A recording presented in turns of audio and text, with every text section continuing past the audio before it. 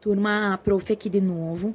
Então, o próximo exemplo é y é igual a menos 2x mais 3. Então, eu tenho uma função do primeiro grau, em que o meu a é o que acompanha o x, é menos 2, e o meu b é 3, certo? O que a gente consegue perceber aqui?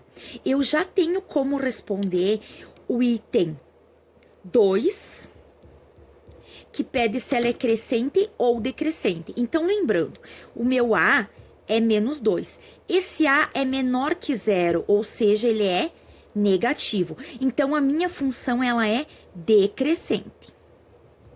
Se o meu A fosse maior que zero positivo, ela seria crescente. Já consegui responder e justificar 2. Por quê? Porque o A é negativo, então ela vai ser decrescente. Então, o formato dela vai ser daqui para lá, na hora do desenho. O que é que pede o meu item 3?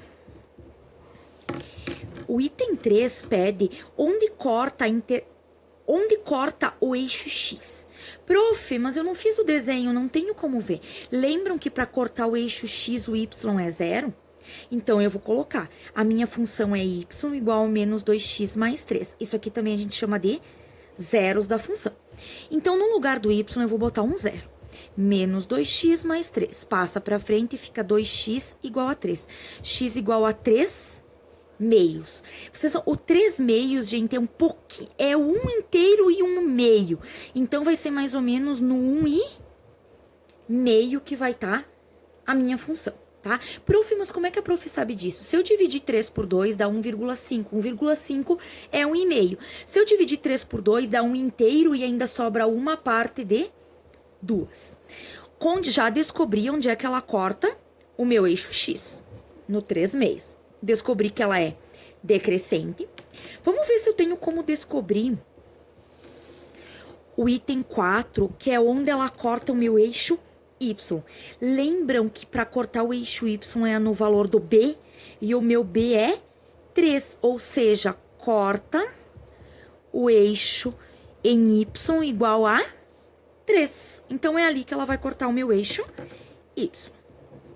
Agora, então, a gente vai voltar e vai fazer o meu item 1, que é a tabela, o gráfico para verificar se tudo isso que a gente fez fecha no momento do meu gráfico.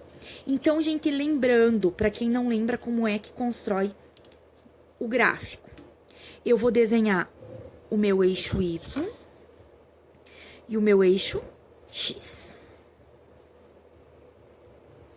Então, vou colocar alguns valores para X e algum para Y, de 1 em 1 centímetro.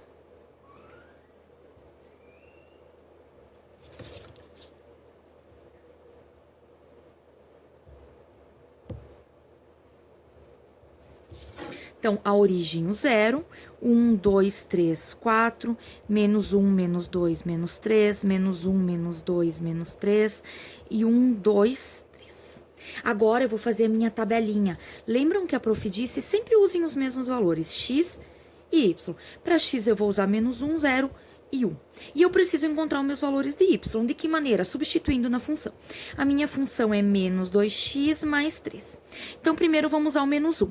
Vai ficar y igual a menos 2, no lugar do x, o menos 1, mais 3. Menos 2 vezes menos 1, 2 mais 3, igual a 5. Agora, eu vou usar o zero. Menos 2 vezes 0, mais 3, vai dar 3. 2 vezes 0, 0, menos 2 vezes 0, 0.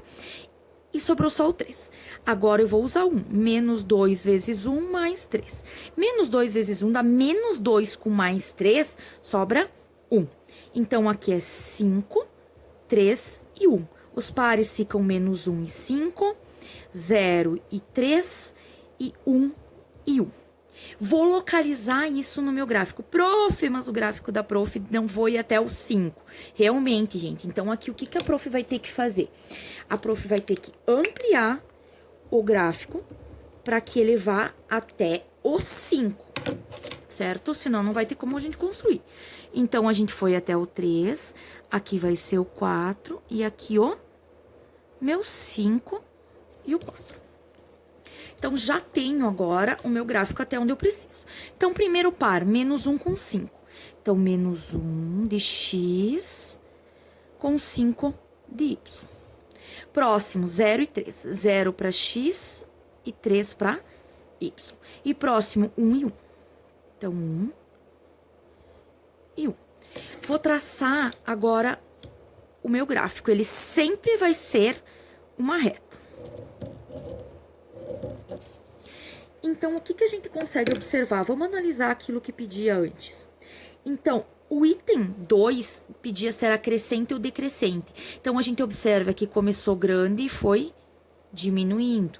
Ó, conforme os valores de x aumentaram, os de y diminuíram. Então, ela é decrescente.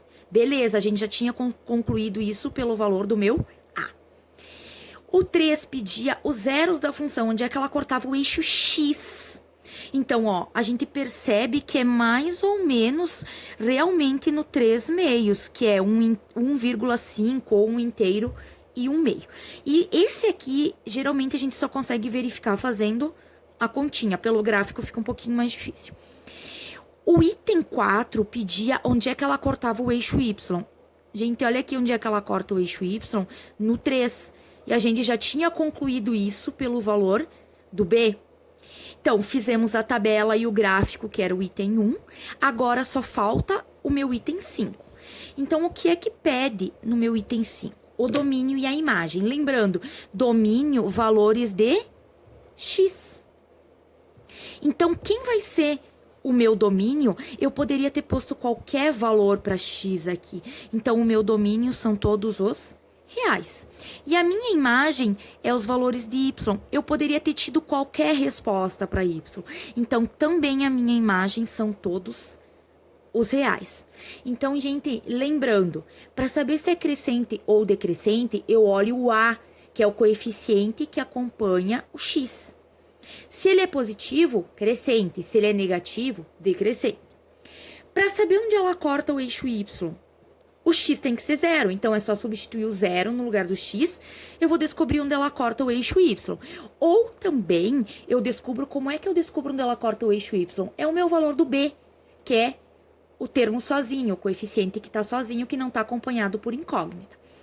Prof, e como é que eu encontro onde é que ela corta o eixo x? Igualando o y a 0. Por quê? Porque para cortar o eixo x, o meu y tem que ser 0. Então, a gente chama isso também de zeros da função. Onde é que ela... Por quê? Porque zeros da função. Porque y tem que ser 0. A resposta é 0. Domínio e imagem na função do primeiro grau vão ser sempre os reais.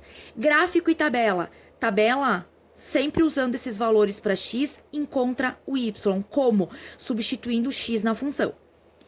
Gráfico vai ser sempre uma reta, ou crescente ou decrescente, certo? Caprichem nos exercícios. Um grande beijo da prof.